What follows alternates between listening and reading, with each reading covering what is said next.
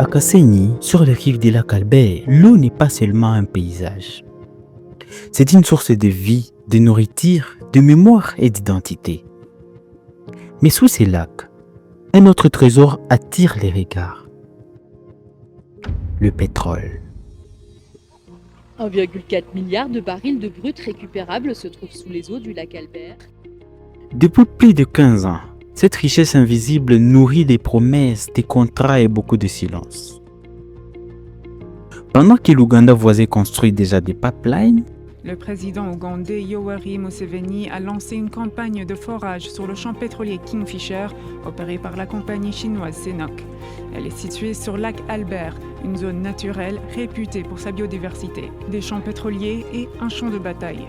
Le méga-projet controverse qui reliera la Tanzanie et l'Ouganda, leur production cumulée de plus de 200 000 barils par jour serait transportée par l'oléoduc d'Afrique de l'Est, le plus long du monde.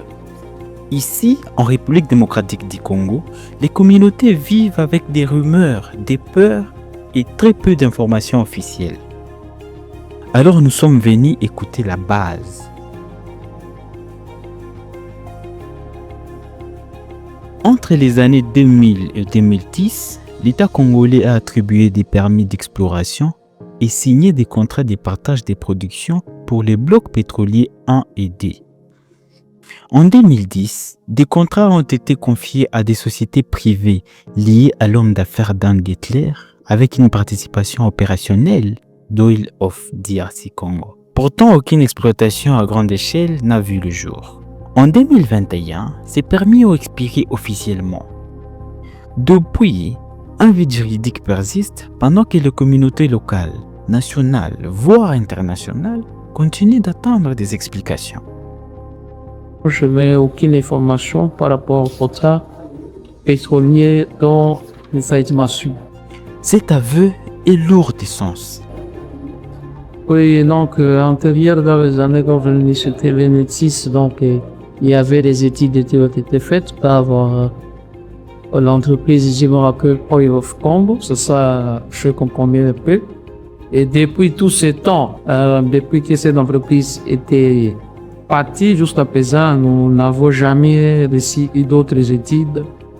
L'autorité locale n'a pas accès aux informations sur une ressource stratégique située sur son territoire. Au niveau local, nous n'avons pas de décision. Les décisions se retrouvent au niveau plus haut du pays. Là, nous avons les parlementaires qui peuvent décider sur l'exploitation. S'il y a une planification quelconque, ils peuvent également associer la base, parce qu'ils peuvent tenir compte des desiderata de la base, faire des études aussi environnementales par rapport à l'exploitation. Est-ce que cette exploitation peut également déranger l'écosystème? Ça peut déranger aussi, donc ça peut causer la disparition des espèces, par exemple des poissons, l'élevage, ainsi de suite. Ils peuvent évaluer toutes ces préalables. On voit que la décision totale soit prise. Il faudrait que la base également puisse donner aussi son avis. Nous attendons ça, ça peut également aider. Mais si une fois également les décisions ne sont prises seulement au niveau hiérarchique, ça tenir compte de la base, je pense que ce sera pas bon pour son propre temps. Pour les pêcheurs de Kasenyi, le lac est une économie fragile mais vitale. Konsekansi ya exploitation ya petroli mama itakuwa impact fulani yenye itahusu mai na environment yetu tuko ndani. Kwa kipande yetu kusiku sekta ya peshe tunaona kama exploitation ya petroli ndio sasa wanataka supprimer activité principale ya peshe na boko ataka supprimer environnement ya plein la kiste réduit itakuta paya hatakuwa ndani hali nzuri. Même les autorités locales évoquent la crainte de la disparition des algues, de poissons et d'un déséquilibre total de l'écosystème.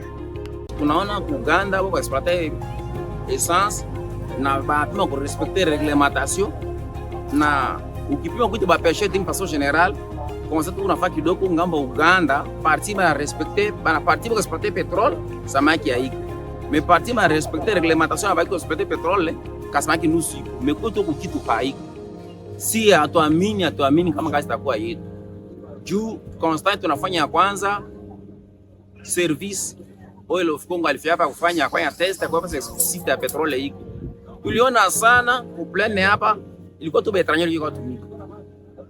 Baetranje ndio walitumika sana, si hatukuona internet ndani. Sipokuwa tu basikia fulani ya kupika tu chakula.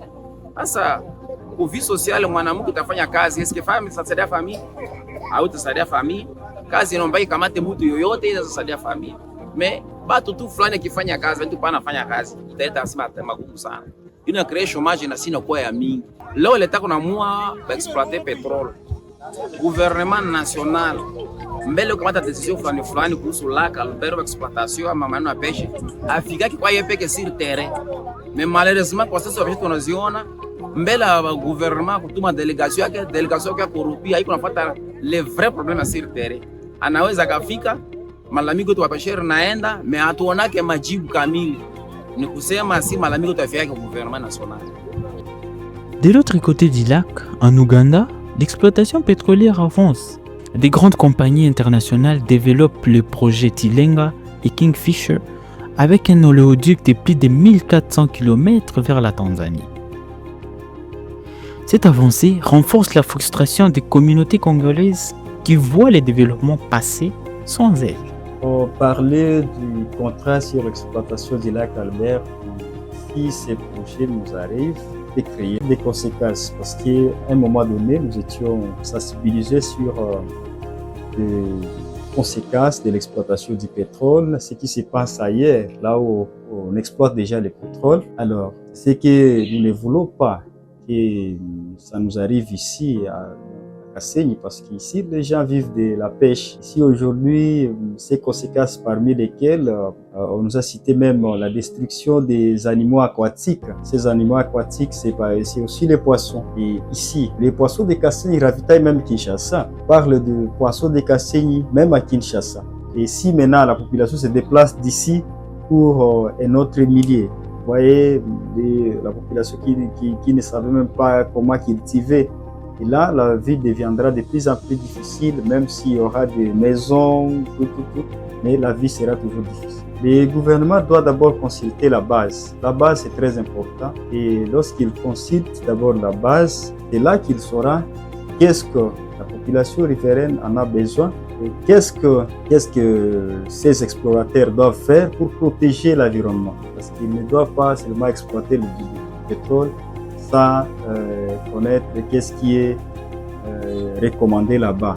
Ils ne doivent pas seulement signer les contrats là-bas, sans pourtant venir consulter cette base. Et cette base, c'est les autorités locales, et la population riveraine, les pêcheurs et tout autre. Au marché de Kasenyi, les femmes ont refusé de parler face caméra. Mais leurs paroles sont claires. Le pétrole du lac Albert peut être une opportunité. Mais sans transparence, sans consultation, sans protection de l'environnement, il devient une menace.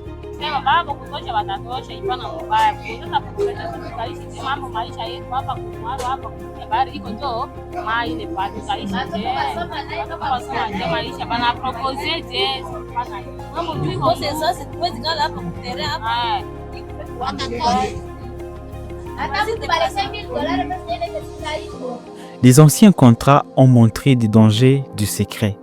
Aujourd'hui, la RDC a encore le choix. Écouter sa base ou la sacrifier. Car une richesse qui détruit son peuple n'est pas une richesse, c'est une malédiction.